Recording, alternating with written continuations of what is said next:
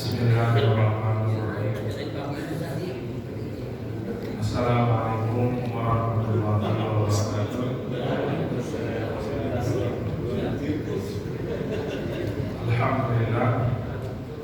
Wassalatu wassalamu ala rasulillah. Asyhadu an la ilaha illallah wahdahu la syarika lah. Wa asyhadu anna Muhammadan abduhu wa rasuluhu la nabiyya ba'dahu. Rabbi shrah li sadri wa yassir li amri wahlul 'uqdatam min lisani yafqahu qawli. Alhamdulillah, hari kita awali surah kita malam hari ini dengan baca Al-Basmalah. Pertemuan sebelumnya kita sudah bahas keadilan, potretan dari keadilan Sayyidina Abu Bakar, kemudian kewaraan beliau, kewaduannya, dan kelembutan hati Sayyidina Abu Bakar. Sampai kemarin bahasan ketika Sayyidina Abu Bakar meminta kepada Usama dan juga pasukannya untuk berangkat menunaikan melanjutkan dari perintah Rasulullah SAW. Kita ingin lihat sedikit apa istimewanya Usama, anak 18 tahun diangkat menjadi panglima perang 3.000 pasukan. Ya, 3.000 pasukan. 3.000 pasukan yang mana di dalam pasukan tersebut terdapat sahabat-sahabat senior. Jadi bukan 18 tahun terus pasukannya anaknya Musan baru kemarin juga enggak. Ini pasukan beliau pun sahabat-sahabat yang sudah berperang lama. Usama bin Zaid bin Harisah. Kalau dari namanya maka kita kenal Usama ini adalah Usama bin Zaid bin Harisah. Zaid bin Harisah ini siapa, Pak? Masih ingat? Zaid bin Harisah ini siapa? Anak angkat Nabi. Anak angkat. Karena Zaid bin Harisah ini ketika dia kecil itu menjadi budak,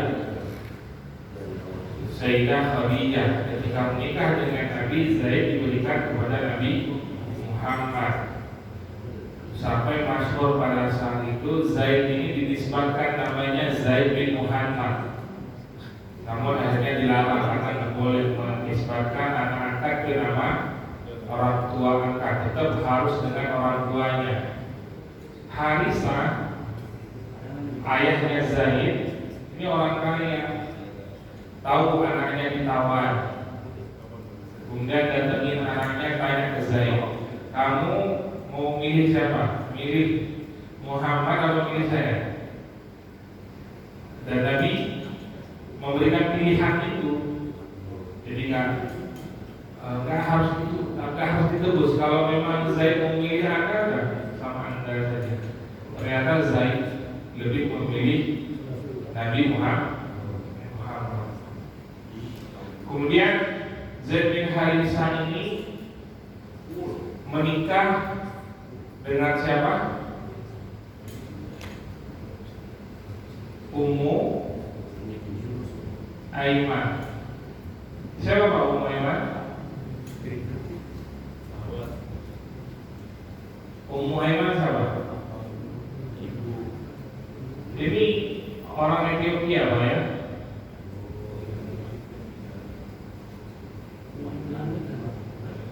Ummu Aiman ini budaknya ibu Nabi Muhammad.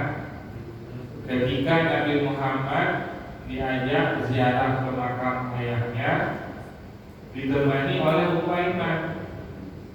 Ummu Aiman pada saat Nabi Muhammad masih kecil, Ummu Aiman pun masih kecil, belum mungkin belasan lah. Nabi Muhammad kan umur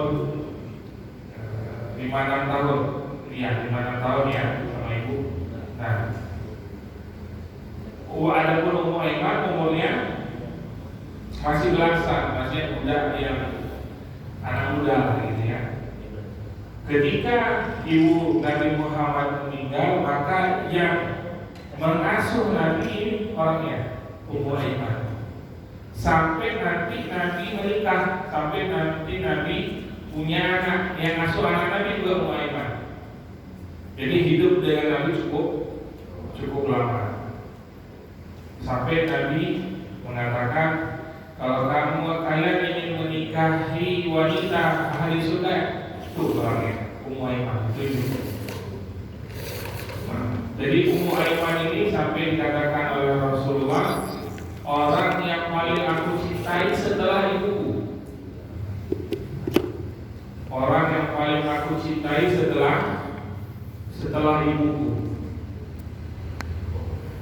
Ketika Zaid bin Harisah cerai dengan istrinya yang pertama, maka Zaid bin Harisah ini dinikahkan oleh Rasulullah dengan Ummu Aiman. Kebayang apa jaraknya?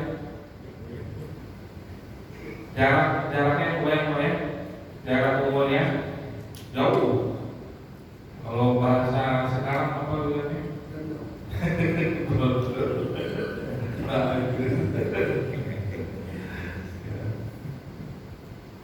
Ummu Aiman ini secara fisik karena dari Ethiopia ya, kulitnya hitam. Zaid orang Arab, orang Jazirah ya putih gitu ya. Ketika punya anak Usama, dia ikut kulitnya seperti ibunya. Ya, kulit itu seperti ibunya. Nah, Zaid ini coba lihat nasabnya mereka. Zaid laki-laki yang paling dicintai oleh Rasulullah, dan anak-anaknya dididik bersama Rasulullah. Ummu Aiman orang pembantu budak yang melayani Nabi. Dari beliau kecil sampai beliau punya anak, Ummu Aiman yang melayani. Kemudian ketika punya anak Usama ini barengan lahir dengan Hasan, cucu Nabi. Sehingga kemana ada Hasan ada Usama.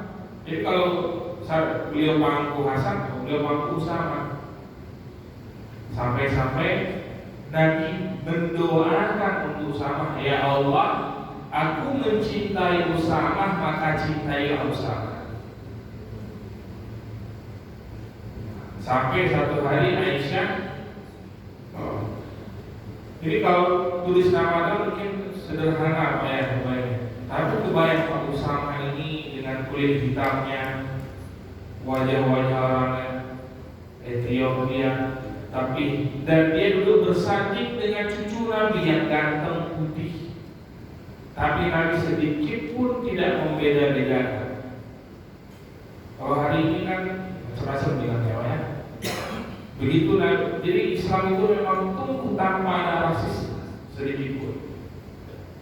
Maka Usama ini pun sampai Nabi bersabda kepada Aisyah, wahai Aisyah, aku sangat mencintai dia, Usama ini, maka cintailah dia. Ini diantara doa seorang kepada seorang anak, ada doa ya. Ya Allah, aku sangat mencintai dia. Wahid man yuhibbuhu, maka cintailah orang-orang yang mencintai dia. Tidak ada di kelas di materi parenting ada doa orang tua buat anak-anaknya. Baik, udah apa kedudukan Usama?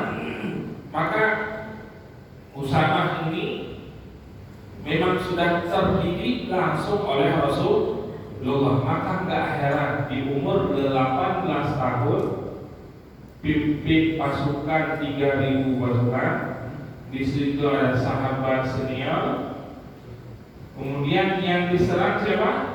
Romawi. Nggak tahu nggak? Ini bukan nyerang Mekah, Quraisy enggak, bukan ecek-ecek nyerangnya Pak. Nyerangnya Amerika, nyerangnya Rusia. Bawa pasukan dari Cikias Pak. Kalau bilang Mekah jauh gitu. Tapi kalau saya bilang Cikias, kebayang-bayang mau kemana? Kirim ke Rusia, kirim ke Amerika ini orangnya. Anak 18 tahun. Kira-kira kalau kita cari hari ini ada berapa? Seumuran itu ya, seumuran ini siap untuk membantu tugas. Jauh ya, susah ya. Nah, kenapa dikirim ke Romawi? Karena ayahnya Zaid bin Harisah syahid dalam perang. Syahid dalam perang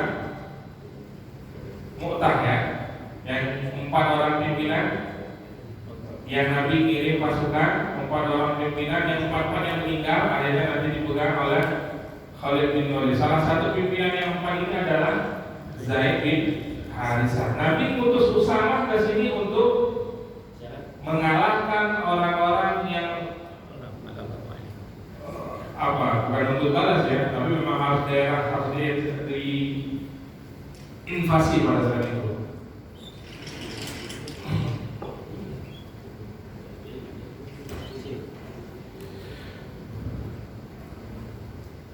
Maka ketika Usamah jalan keluar, pada saat itu Sayyidina Abu Bakar mengantar sampai perbatasan kota Madinah. Usamah di atas tunggangannya, adapun Sayyidina Abu Bakar berjalan kaki. Kata Usamah, ya Khalifatullah, naiklah ke tungganganmu atau kami yang akan turun. Kata Sayyidina Abu Bakar, jangan turun, biarkan aku berjalan kaki.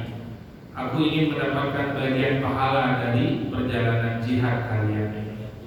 Maka ketika pasukan itu akan berangkat, Sayyidina Abu Bakar berwasiat 4 pesan yang ada 10 pesan yang beliau sampaikan. Pertama, jangan berkhianat kepada seluruh pasukannya.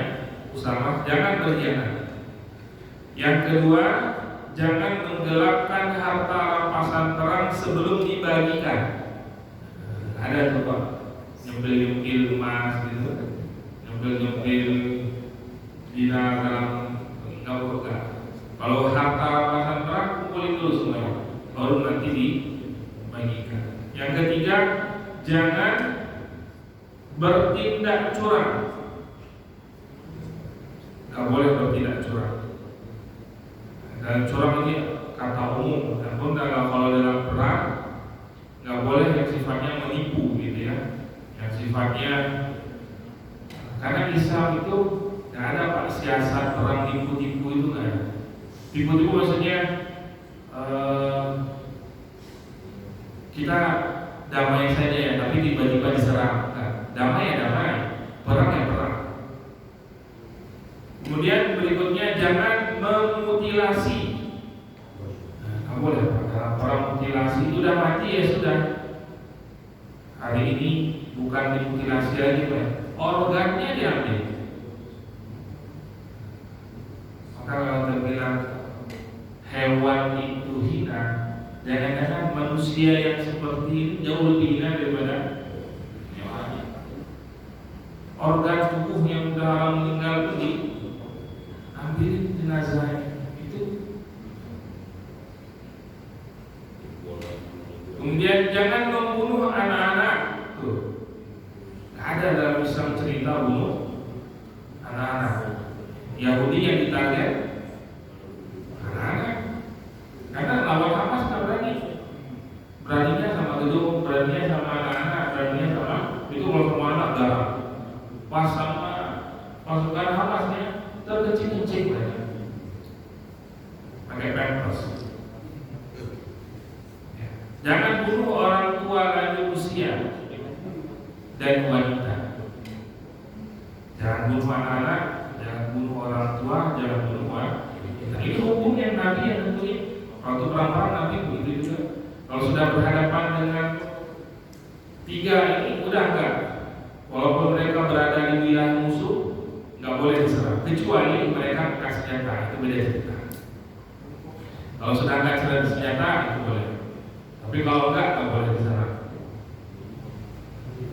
Kemudian jangan memotong pohon kurma, artinya tumbuhan nggak boleh ditebang, apalagi pohon kurma. Pohon kurma itu dari usia tanam sampai berbuah lama, butuh waktu yang cukup lama dan nggak gampang tanamnya, susah. Dia harus dihimpit sama batu gitu ya, sampai akarnya. Biasanya kan pohon-pohon kita pengen cepat batangnya keluar. Kalau pohon kurma beda, jadi pohon kurma orang nggak pengen dia batangnya cepat keluar, pinginnya apa? Akarnya yang masuk dulu ke dalam, pajak ke dalam, baru dipindahin batunya, baru pohonnya tinggi ke atas. Karena ini pohon di padang pasir. Kalau akarnya nggak kuat, sekali kena badai, tumbang. Nggak boleh potong pohon. Jangan membakarnya. Kemudian jangan menebang pohon berbuah. Kemudian jangan menyembelih domba atau sapi atau unta kecuali untuk makan. Kemudian yang ke-10, kalian akan melewati suatu kaum yang berkonsentrasi di dalam tempat-tempat ibadah mereka, maka biarkanlah mereka dalam urusannya.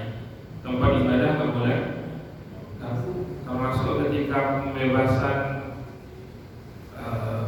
Palestina, Muhammad Al-Fatih Konstantinopel ya, yang waktu itu orang-orang Nasrani kumpul di Hagia Sophia. Hagia Sophia pada awalnya masih gereja ya. Apa kata Muhammad Al-Fatih? Silakan kalian beribadah di tempat ini, kami tidak akan ganggu. Gak ada sedikit pun ya, diberikan hak-hak mereka untuk beribadah. Ini 10 nasihat Sayyidina Abu Bakar kepada pasukan Usama bin Zaid.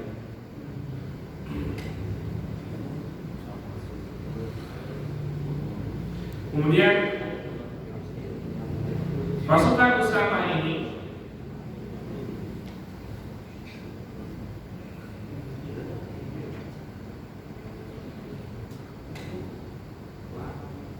mereka berangkat ke wilayah Mu'tah. Mu'tah itu tempat kaum muslimin pernah kalah sebelumnya. Sebenarnya nggak kalah juga, karena Romawi pada saat itu nggak ngejar balik Khalid bin Walid yang strategi perangnya yang 50-50 Pak, bawain pelepah rumah sampai 1000 ngumpul, ingat ya?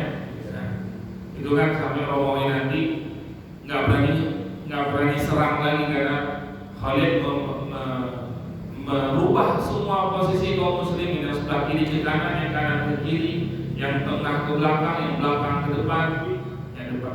Pokoknya orang-orang Romawi melihat pasukan muslim ini wajah-wajah baru semuanya. Padahal orang selarang lama, benderanya dirubah, strateginya dirubah. Maka ketika diutus ke sana, daerah pertama diserang adalah Mukna. Daerah Mukna di Syria, daerah pinggiran Balkok. Kemudian pasukan ini langsung berangkat ke daerah yang dituju, dan sebelum masuk ke sana mereka mengalahkan suku-suku yang melawan itu. Dan tidak ada satupun yang sanggup mengalahkan pasukan Usama. Strategi yang dilakukan oleh Usama adalah ketika sampai di Wadi Al-Qura, ini sebuah tempat lembah gitu Pak ya. Usama menjadikan Wadi Al-Qura ini sebagai base camp-nya, pusat komando. Jadi semua penyerangan diawali dari sana. Semua pasukan bergerak dari sana. Dia selalu memonitor pergerakan musuhnya, pergerakan berapa kekuatannya, berapa jumlah pasukannya, itu dia lihat dari sana. Dan mereka melakukan serangan secara dadakan. Jadi ketika melihat musuh dalam keadaan lengah, biasanya kan subuh gitu ya. Subuh itu kalau malam, kesepakatan zaman itu malam nggak boleh perang. Malam itu istirahat atau ngambilin yang sudah meninggal. Kalau hari perang itu ngambilin malam. Kalau subuh biasanya orang kafir itu, orang Romawi termasuk subuh mereka belum pada bangun, baru bangun matahari. Tapi sedangkan kaum muslimin muncul fajar saja sudah pada bangun gitu, udah siap-siap untuk sholat gitu ya. Ada perang subuh pasti bangun. Maka melihat pasukan Romawi ini lengah, diserang dan mereka langsung kalah telak gitu ya. Dan disebutkan dalam riwayat pasukan Usamah ini mendapatkan kemenangan membawa ghanimah yang sangat banyak, yang prestasinya lagi adalah tidak ada satupun pasukan muslimin yang tewas, nggak ada yang meninggal. Jadi selamat semuanya.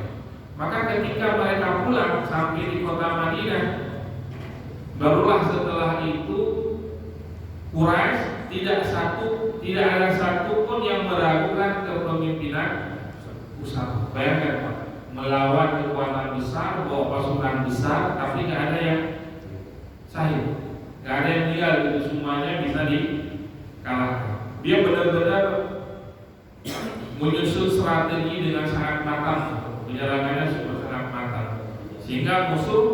Nah, cuma memang Usamah ini nggak ngajar. Jadi kalau musuhnya kabur sebenarnya boleh dikejar gitu sebagai tawanan, tapi oleh Usamah udah, karena tujuannya satu apa? Menang. Setelah mukul, menang, udah selesai balik. Karena kalau dikejar, musuh tahu kekuatan muslim yang sesungguhnya, itu bisa diserang balik. Makanya pimpinan-pimpinan muslimin sangat melihat kekuatan, tahu kekuatan sendiri dan juga tahu kekuatan lawan. Jadi tahu kapan harus menyerang, kapan harus bertahan, kapan harus mundur ke belakang. Ini diantara kisah pasukan yang dibawa oleh Usamah, karena memang Usamah menjalankan tugasnya sebagai pimpinan dengan sungguh-sungguh gitu ya, sehingga dia gampang mengkoordinir. Ini yang diperintah sahabat-sahabat senior Pak. Ya. Dan pada saat itu siapapun pimpinannya, siapapun orangnya, nggak lihat umur, kalau dia sudah ditunjuk jadi pimpinan, maka semuanya akan samaan wa ta'ala. Cuma siap menerima perintah. Bilang mundur ya mundur. Kemudian masuk lagi ke bahasan sikap Abu Bakar As-Siddiq melawan orang-orang murtad. Maka ada bab tentang perang Riddah. Perang Riddah itu perang menghadapi orang-orang murtad. Yang paling besar di antara perang Riddah itu adalah perang Yamamah. Perang Yamamah, perang pasukan muslimin ketika berhadapan dengan Musailamah Al-Kadzdzab. Itu kan yang mengaku Nabi palsu ada beberapa orang Pak. Tapi yang paling besar pengikutnya itu adalah Musailamah Al-Kadzdzab, karena dia dari suku yang punya 100.000 pasukan ya, sehingga 100.000 pasukan ini kenapa terus kemudian menjadi kuat? Karena mereka menganggap ketika membela Musailamah sebagaimana membela Nabi. Jadi merasa perang mereka itu perang jihad. Tapi yang dibela sama mereka apa? Nabi palsu. Tapi semangat itu mereka muncul. Makanya pasukan muslimin pun ketika berhadapan dengan pasukan Yamamah ini berang. Sampai nanti beberapa pasukan muslim sebelum yang diutus awal-awal kalah gitu ya, sampai nanti Khalid bin Walid yang datang. Ketika sebelum Nabi mengutus, sebelum Abu Bakar mengutus pimpinan pasukan atau pasukan untuk menyerang orang murtad, Sayyidina Umar agak sedikit menentang. Karena Sayyidina Umar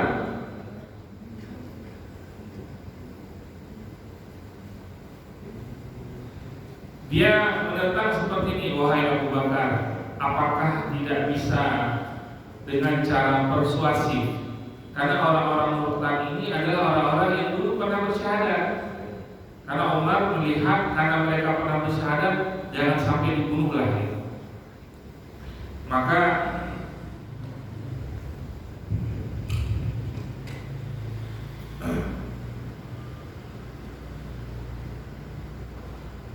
Sayyidina Umar mengatakan juga, umirtu an uqatilan nasa hatta yaqulu la ilaha illallah, faman qala la ilaha illallah asama minni nafsa wa ma lahu illa bihaqqiha wa hisabuhu 'ala Allah. Bahwa Nabi memerintahkan kita dulu untuk memerangi manusia sampai mau mengucapkan la ilaha illallah. Ketika mereka sudah mengucapkan kalimat la ilaha illallah, maka diri mereka akan terbebas dari dosa. Gak boleh lagi mereka dibunuh, gak boleh lagi mereka diserang. Maka Sayyidina Abu Bakar menjawab dengan tegas, demi Allah, jika mereka menolak membayarkan seekor anak domba betina yang dulu mereka bayarkan kepada Rasulullah, niscaya aku akan memerangi mereka.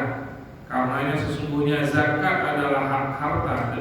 Demi Allah, aku akan memerangi orang yang memisahkan antara sholat dengan zakat.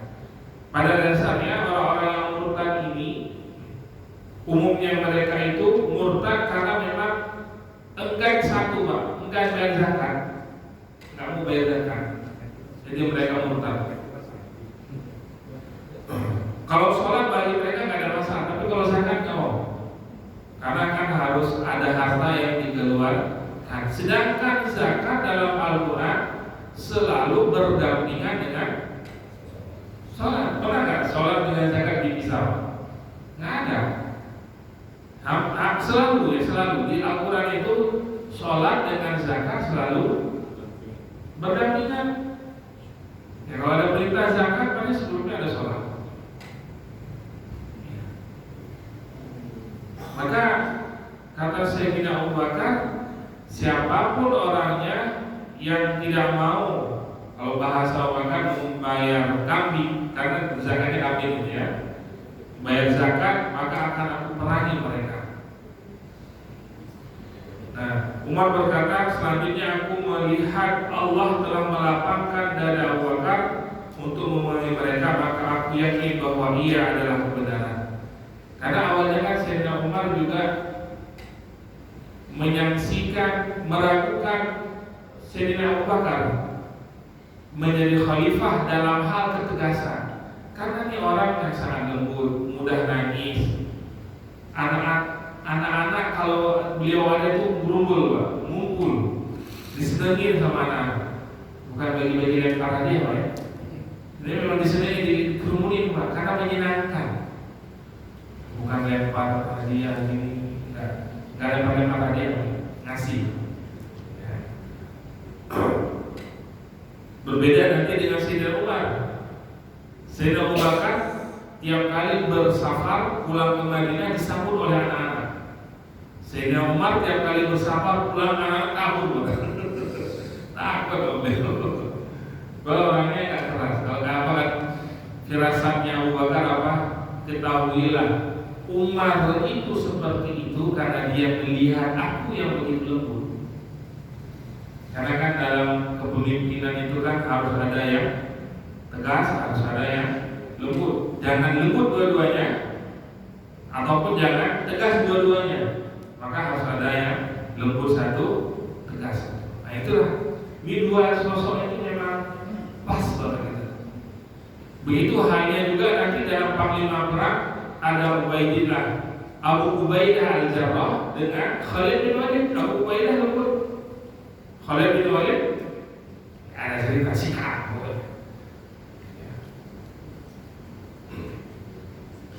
Maka setelah melihat kenapa harus mempertimbangkan, kenapa harus memerangi orang-orang murtad ini tadi, maka mulailah Sayyidina Abu Bakar membentuk pasukan-pasukan. Dan riwayat sebutkan tidak ada daerah di Jazirah Arab kecuali di sana terjadi kemurtadan dari sebagian penduduknya, sehingga Abu Bakar mengirimkan pasukan dan para gubernur kepada mereka guna mendukung orang-orang yang beriman di daerah tersebut. Tidaklah orang-orang musyrikin dan orang-orang mukminin bertemu di salah satu medan pertempuran kecuali pasukan Abu Bakar berhasil menundukkan orang-orang murtad di sana. Maka Sayyidina Abu Bakar memilih beberapa pimpinan perang. Di antaranya adalah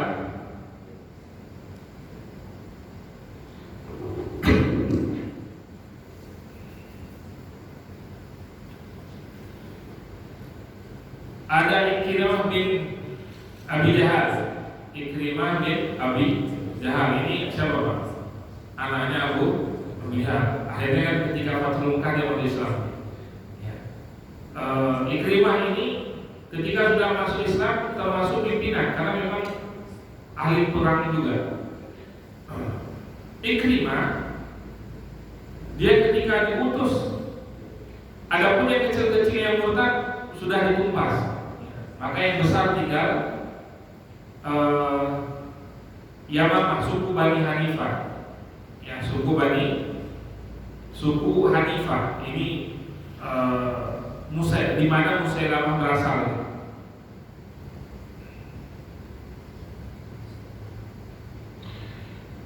Pertama sekali Sayyidina Abu Bakar mengirim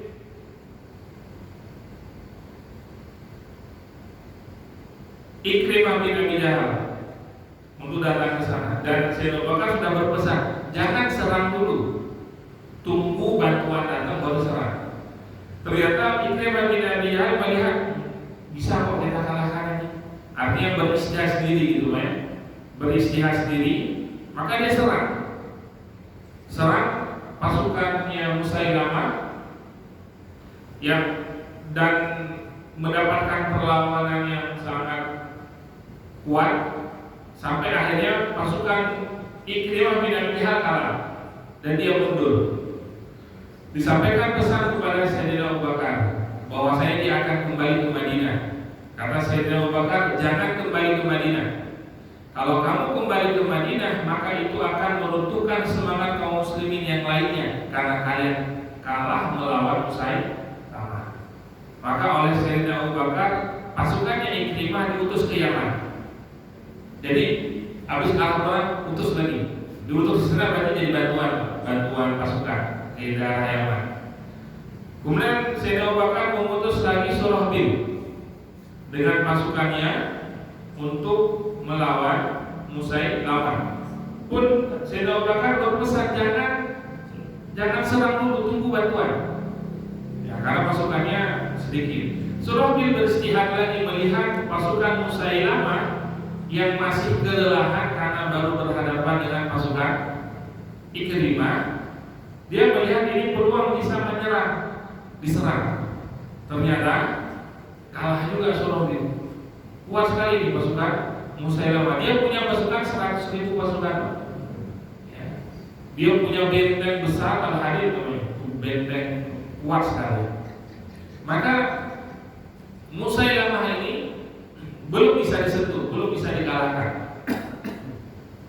Sampai akhirnya yang ketiga Sayyidina Abu Bakar mengutus Khalid bin Walid. Diutus pasukan Khalid bin Walid. Dan itu pun nggak seimbang karena pasukan Khalid bin Walid hanya 18.000. Musailamah punya 100.000-an. Ada beberapa yang terbunuh, kurang lebih sisa 90.000 lah. Jadi masih banyak juga. 90.000 lawan 18.000. Pasukan Khalid mengatur strategi.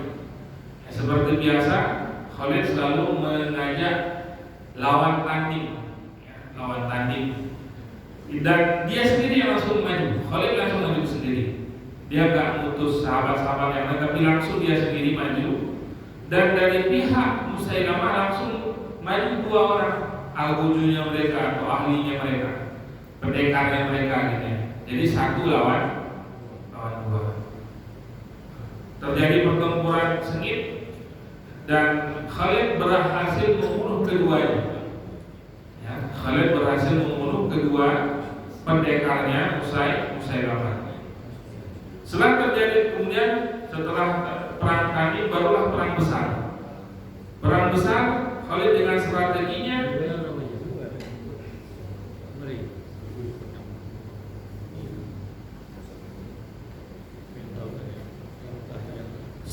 yang Khalid lakukan adalah Khalid selalu bermain strategi ya. Karena pasukan yang dihadapi ini pasukan besar. Dia mengumpulkan kaum Ansor dengan kaum Ansor, kaum Muhajirin dengan kaum Muhajirin, jadi nggak dicampur. Kenapa? Pertama, kalau dengan satu suku mereka punya ikatan batin kuat, nggak mungkin dia akan meninggalkan pasukan. Kenapa? Saudaranya di situ, kakak adiknya atau mungkin ayahnya di situ, abangnya di situ, nggak mungkin dia ninggalin pasukan. Itu yang pertama. Jadi kalau misalkan pun mereka diserang, ya udah mati sama-sama, mati sesukunya gitu. Terus yang kedua, antara Ansor dan Muhajirin selalu ada persaingan dalam artian siapa yang lebih hebat. Sehingga mereka berlomba-lomba untuk terus maju ke depan untuk mengalahkan musuh. Kalau bahasa ini siapa yang paling banyak dapat kepala. Kamu udah berapa? Aku udah 5, aku 6, maju, kalah. Kamu udah berapa? Aku 10, maju lagi. Jadi lomba-lomba mereka. Jadi nggak ada terjadi pasukan yang kabur dari pertempuran walaupun jumlahnya 18.000. Dengan strategi seperti itu mendesak pasukan Musailamah yang dari luar benteng akhirnya masuk ke dalam benteng semuanya. Artinya kalau sudah masuk dalam benteng udah susah ditembus. Nama bentengnya Benteng Hadiqah, bentengnya Musailamah yang ada di Bani Hanifah. Kemudian ini orang Islam ya. Kematian bukanlah sesuatu yang menakutkan. Muncul seorang sahabat yang bernama Al-Bara bin Malik.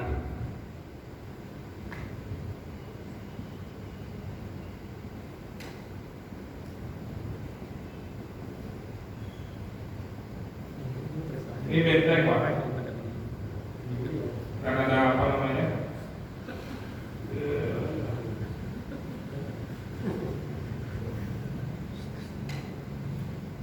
Apa yang terbang?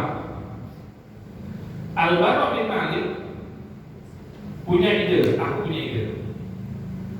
Tolong aku kalian lempar sampai nyebrang sini, nanti biar aku yang buka yang pintu ini. Ini di dalam masuk di benteng ini ada berapa orang? Banyak. Ini baru sendiri Mas. Kalau bahasa kita mau mati. Cari mati. Tapi kata Al-Bara sudah.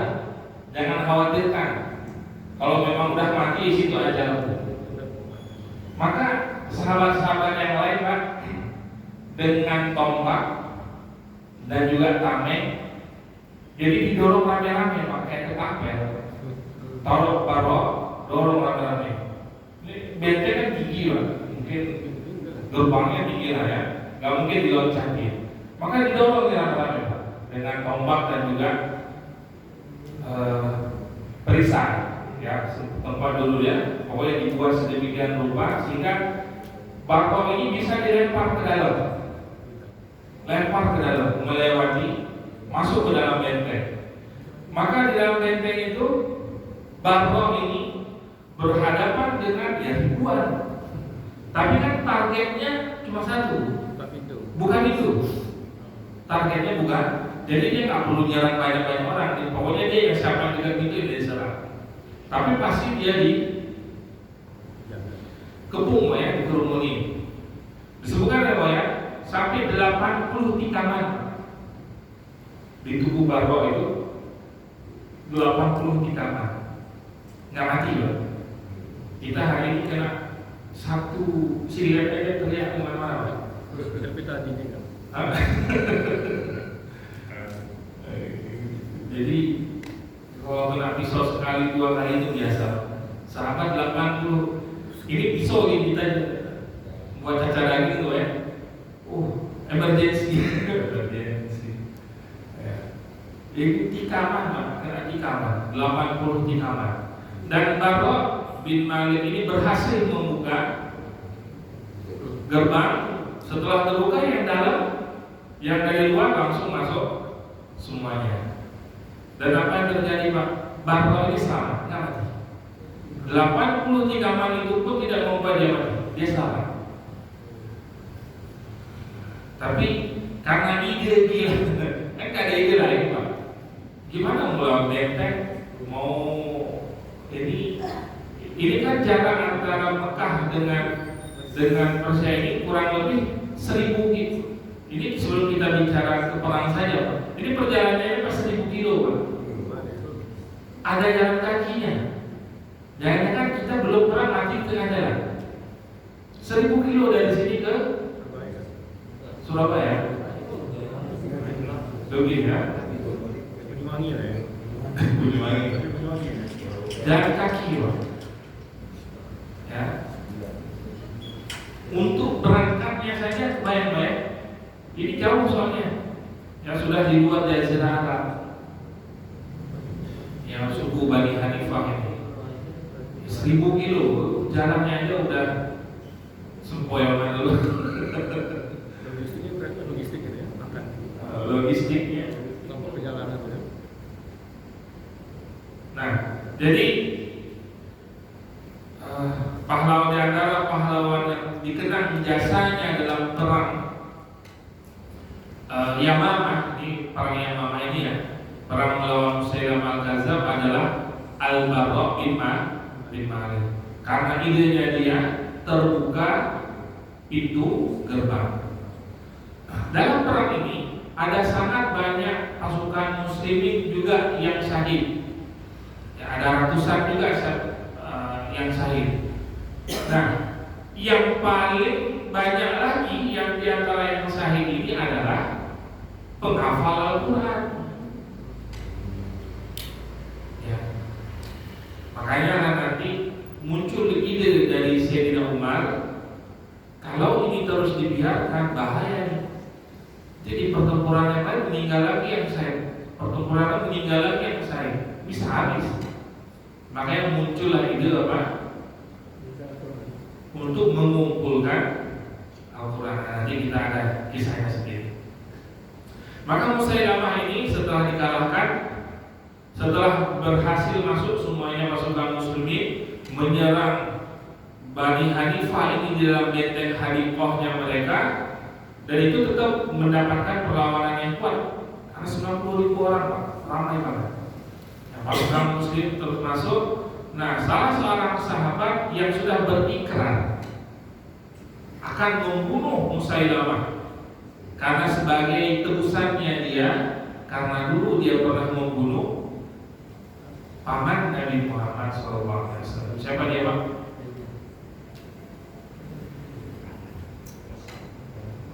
Wahsy. Siapa? Wahsy. Wahsy ini kan budak Pak ya. Budak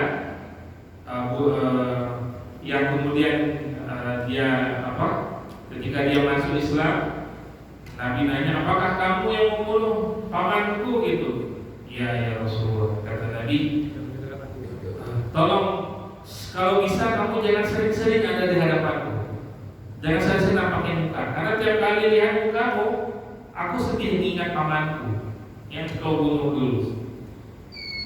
Dan Wahsy pun sadar diri, beliau gak banyak-banyak hadir di majelis Nabi, tapi dengan sahabat-sahabat. Tapi Wahsy berazam, aku dulu pernah membunuh orang yang paling baik dari kalangan muslimin, dan aku akan membunuh orang yang paling jahat di antara kaum kafir.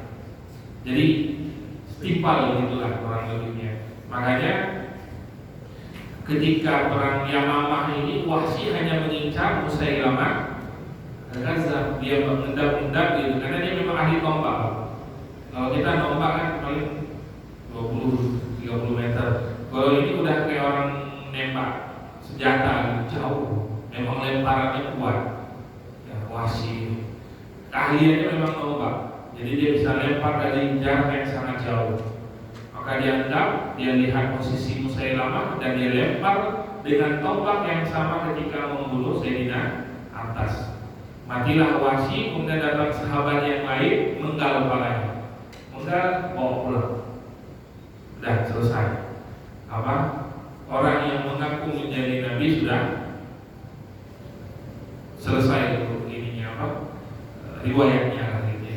Maka setelah peperangan itu yang lain-lainnya nggak terlalu berkutik karena kecil-kecil, Pak. Ngaku nabi nggak punya pasukan. Ngaku nabi jamaahnya dikit. Maka datang pasukan muslimin, bahkan ada satu orang perempuan ngaku nabi, Pak. Ada nabi. Tapi itu belum keren, lebih keren di Indonesia, Pak. Ada yang ngaku Jibril. Jadi kalau ada yang ngaku nabi di Indonesia ada yang ngaku Jibril, lebih keren. Ini antara keren sama yang orang ngaku oke lah kita anggap stres. Yang lebih parahnya ada yang percaya gitu. Kalau yang ngaku stresnya tingkat 1, yang percaya berarti udah tingkat berapa gitu. Baik, insyaallah pertemuan berikutnya kita akan masuk bahasan bagaimana Sayyidina Abu Bakar sampai akhirnya memutuskan untuk mengumpulkan Al-Quran. Nanti kita di sini akan bicara bid'ah. Kita lihat nanti bagaimana sirah mengangkatnya. Maka kalau dia mengatakan kullu bid'atin dhalalah, maka orang yang dolal pertama sekali mereka bid'ahkan siapa? Sayyidina Abu Bakar. Sedangkan beliau oleh Rasulullah dijamin masuk surga. Hati-hati. Nanti kita bicara sirah tapi sedikit-sedikit biar paham urutannya. Jadi kalau nanti kita ada berhadapan dengan orang-orang seperti itu, senyumin aja, Pak. Senyumin aja. Belajar dulu yang banyak, baca lagi sirahnya. Baik, wallahu a'lam bishawab. Insyaallah kita lanjut pertemuan di minggu berikutnya. Assalamualaikum warahmatullahi wabarakatuh.